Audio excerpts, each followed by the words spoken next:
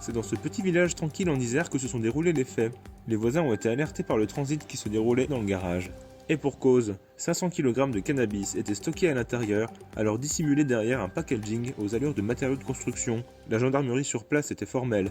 Jamais autant de matière illicite n'eût été si peu dissimulée. L'accusé, quant à lui, n'ayant pas voulu intervenir face aux journalistes, aurait justifié pour sa défense qu'il ne s'agissait que du chanvre pour des travaux d'isolation. L'enquête est T'as entendu ça, ce sucre? Il y a un type qui s'est fait choper avec 500 kg de weed dans son garage. Il a inventé un truc, il a raconté aux flics que c'était du chanvre pour isoler sa baraque avec, quoi. Non mais il y a des types quand même. Bonsoir, vous êtes psychopathe. Énorme. Vous dirigez une structure Énorme. dans la région, on va la découvrir dans un instant. Mais avant cela, je vous Énorme. disais être un...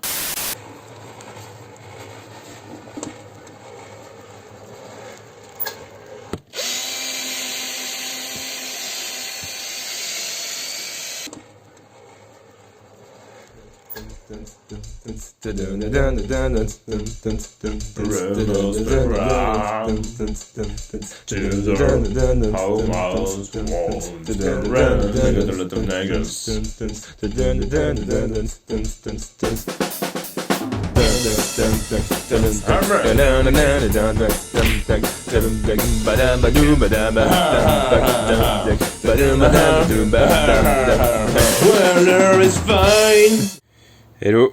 Bon, c'est l'épisode du chanvre, mais avant de commencer à parler du chanvre, je voudrais qu'on revienne un petit peu sur l'épisode 12, notamment au moment où on coupe la charpente, parce qu'en fait j'ai eu pas mal de commentaires par rapport à ça, dont un qui était vachement intéressant, mais c'est con le gars, il l'a supprimé, putain. Et du coup, il m'a fait prendre conscience d'un truc, c'est que maintenant on est bientôt 4000, ah non, on est 4000 sur la chaîne de YouTube, la Grand Genre Rénovation. Et merci beaucoup pour l'intérêt que vous portez aux vidéos et c'est cool, ça fait bien plaisir en tout cas. Ça commence à faire du monde qui regarde ce qu'on fait et notamment les conneries qu'on peut faire quoi. Donc c'est vrai qu'avant de couper une charpente, il faut se poser 2-3 questions et pas y aller comme ça sans réfléchir. Une charpente, ça se compose de manière assez simple. Les fermes, c'est les espèces de triangles là qui sont composés d'un entrée en bas, de 2 arbalétriers et chez nous on a un entrée qu'on dit retroussé, c'est un deuxième entrée qui est plus petit. Et des fois il y a un poinçon, des fois il y a des contrefiches, mais là on s'en contrefiche parce que dans notre charpente il n'y a pas ça. L'entrée, lui, il a un rôle bien particulier, c'est de retenir les 2 arbalétriers qui ont tendance à faire des poussées horizontales vers l'extérieur. Si on commence à couper l'entrée, j'aimerais pas trop être sous la charpente au moment où vous le faites, parce que il y a pas mal de préco et je vais pas forcément les énoncer là, il y a plein de trucs sur internet pour là-dessus. Alors pourquoi nous on s'est pas préparé plus que ça pour couper cette poutre? Simplement parce que c'est pas un entrée, mais c'est une panne sablière. En fait, dans la charpente, il y a 3 types de pannes, les sablières, les intermédiaires et la fêtière. Les pannes sablières, en fait, je me suis rendu compte que dans le bâti ancien, il n'y en a pas toujours. C'est là-dessus que repose la charpente, mais en fait, il y a seulement un effort en compression à l'endroit où les fermes reposent dessus. Et entre deux, finalement, c'est pas très utile ce bout de bois qui passe. Et chez nous, en fait, elle était suspendue. Et la confusion était carrément possible. On voit qu'elle passe en dessous de cette énorme entrée là, et sous les câbles électriques. Et elle continue son chemin super loin jusqu'à retrouver l'autre ferme qui est derrière. Et là-bas pareil, elle repose dessus. Elle a été d'ailleurs rafistolée un peu à l'arrache quand la toiture a été refaite il y a une trentaine d'années. Avec des chevrons quand même, juste pour retenir un peu plus le poids, mais finalement c'est pas ici que ça porte vraiment la ferme. C'est plutôt sur ce caillou et ces 3 planchettes. Et la différence aussi c'est qu'on a des nouveaux poteaux là qui viennent là. En fait la panne intermédiaire du 2e toit là qui est à l'angle repose en partie sur cette panne sablière là dans l'autre sens. Dans notre cas ça posait pas trop de problèmes quoi. Aussi on m'a fait pas mal de remarques par rapport à la maçonnerie qu'on a un petit peu scellé les pierres sur de la poussière. C'est un peu vrai. On a fait un petit peu attention au début pour les premières marches de l'escalier, mais ensuite on était un petit peu emballé, on y est un peu allé vite et on aurait dû faire ça un petit peu mieux. Bon, c'est l'épisode du chanvre, donc cette fois il est grand temps qu'on parle du chanvre et ça se passe de l'autre côté, par là, ouais, exactement ici. Let's go. They always say, where there's plenty money, there's smoke, you know. And there's a lot of money in the business nowadays, and the artists them is fighting against each other.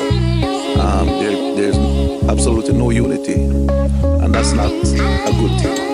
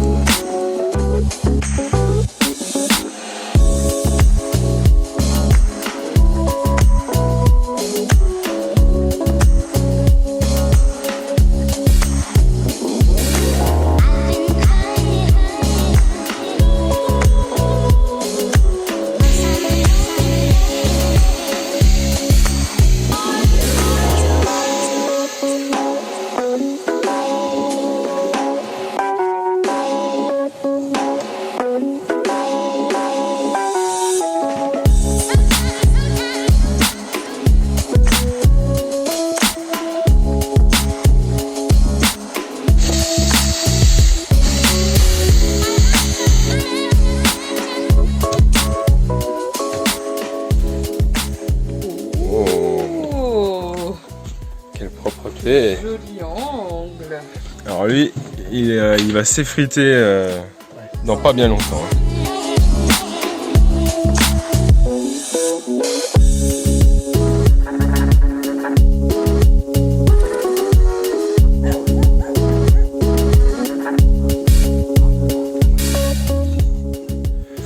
Bon, alors pourquoi le béton de chaux-chanvre? Il y a pas mal de constructions avec du chanvre en Matésine, le plateau d'à côté là, parce qu'il y a une boîte qui fabriquait des blocs de chanvre pour la construction neuve ou rénovation. Et maintenant ils font des maisons, et maintenant c'est moi qui dessine les maisons, qui fabrique. Du coup je commence à bien connaître ces matériaux. Voilà, c'est ça des blocs de chanvre. Voilà, il y en a partout parce que je suis dans l'entrepôt de la boîte. Mais nous on va pas utiliser ça finalement, puisque il faut l'enduire le bloc de chanvre, et nous on sait pas bien faire des enduits quoi. Donc, tiens, pendant qu'on est dans l'entrepôt, ça c'est la palette de bois du salon qui nous est réservée. On en parlera un peu plus tard. Le chaux-chanvre en fait c'est l'ancêtre du bloc de chanvre, et il se trouve que je connais un gars qui est un peu à l'origine de ce truc, et il a isolé tout un pan de sa maison chez lui en banché, en chaux-chanvre banché, et c'est carrément classe.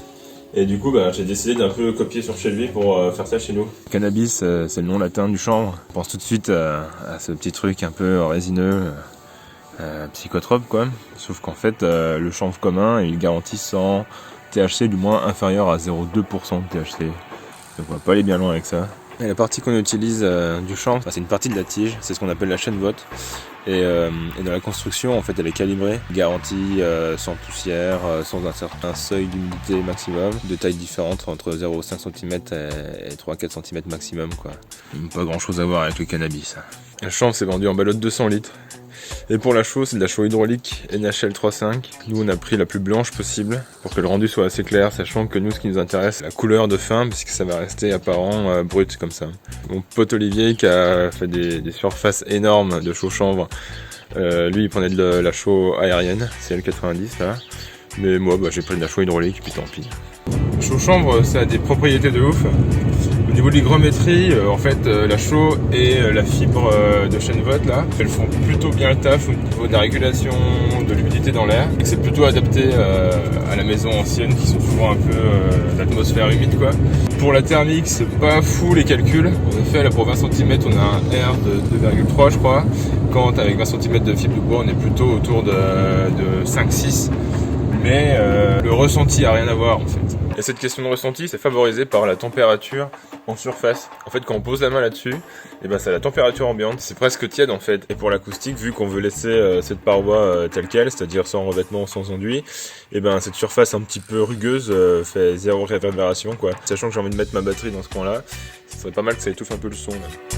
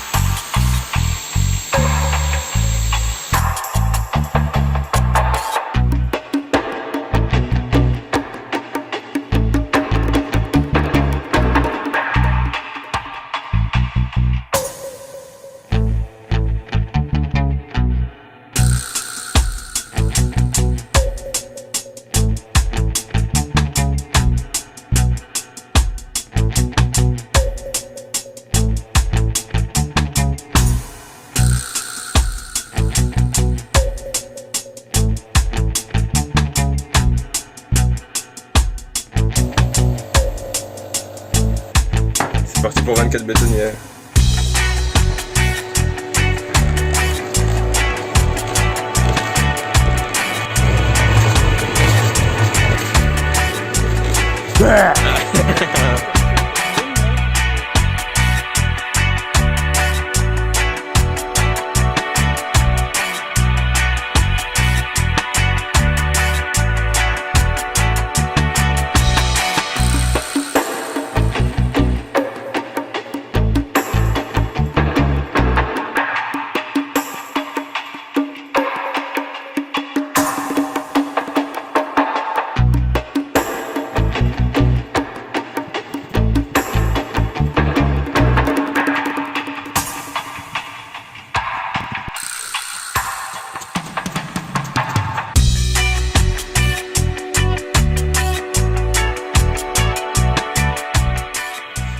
Bon, pour la première manche, on a fait 13 bétonnières. On n'est pas du tout à 24 bétonnières, mais je pense, allez, on va arriver à 19-20.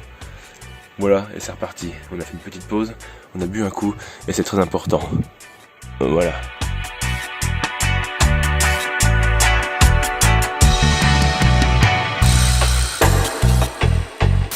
Bon, au niveau des dosages pour la bétonnière, c'est assez simple. En fait, c'est un sac pour un sac, c'est-à-dire les 200 litres de chanvre avec un sac de 35 kg de chaux. Nous, pour notre bétonnière qui est petite, elle fait 125 litres, il a fallu diviser les quantités par 4. Et pour l'eau, ça représentait à peine plus d'un seau de 10 litres. Attention, il y a un ordre quand même à respecter pour la bétonnière.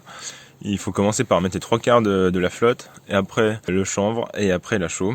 Et après, on finit avec le fond de l'eau qui reste, quoi.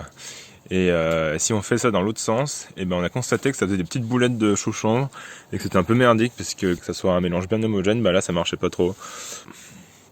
Qu'est-ce que je fous dans l'arbre, moi? Le processus de montage est assez simple. On remplit petit à petit la branche. Une fois qu'on arrive un petit peu avant le bord, on laisse reposer une petite demi-heure. On décoffre, on relève délicatement et après c'est reparti pour un tour, quoi. Ce qui est intéressant dans le rendu, c'est l'accumulation des couches en fait. Ouais, il y a des petites variations entre les bétonnières. Infime, mais variations quand même.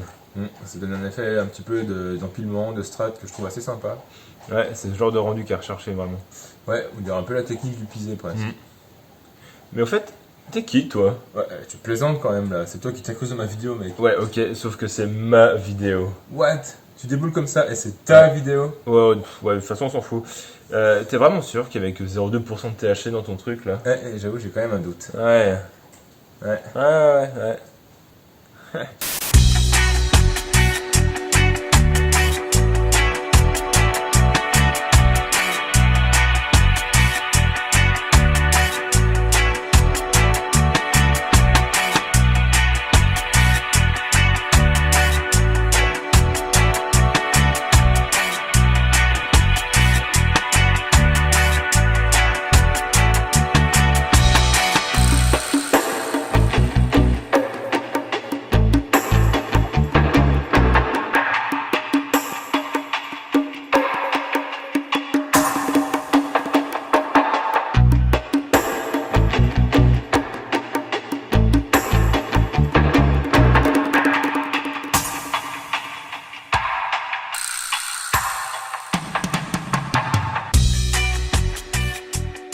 Et pour l'effet de strat, finalement c'est assez léger.